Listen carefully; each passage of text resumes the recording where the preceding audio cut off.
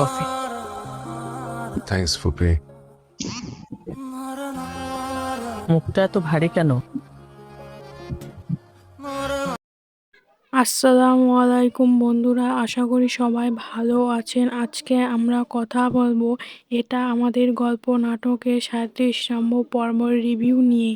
আজকের এপিসোডের গল্পটা বেশ আবেগঘন এবং বাস্তব জীবনে অনেকটা সমস্যাকে তুলে ধরা হয়েছে।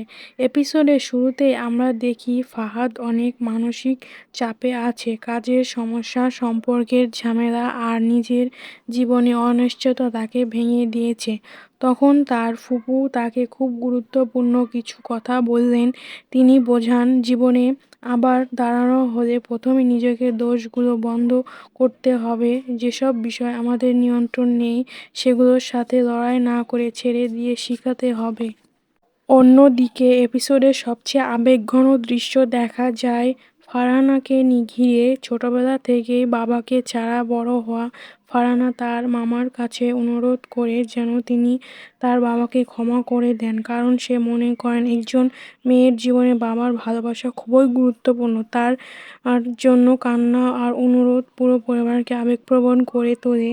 এর মাঝে ঈদ ঘিরে পরিবারের মধ্যে অনেক সুন্দর মুহূর্ত দেখা যায়। সবাই একে অপরের ঈদের উপহার দিচ্ছে, হাসি খুশির পরিবেশ তৈরি হয়েছে।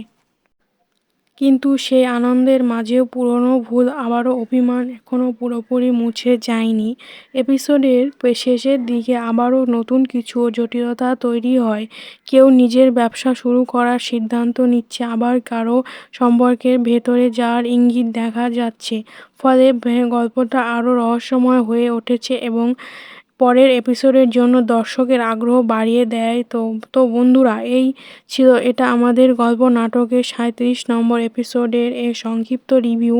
এর এপিসোডটা কেমন লাগলো আপনাদের কমেন্টে জানাবেন। আর এমন আরও রিভিউ পেতে ভিডিওতে লাইক, শেয়ার আর চ্যানেলটিতে সাবস্ক্রাইব করতে ভুলবেন না। ধন্যবাদ সবাইকে।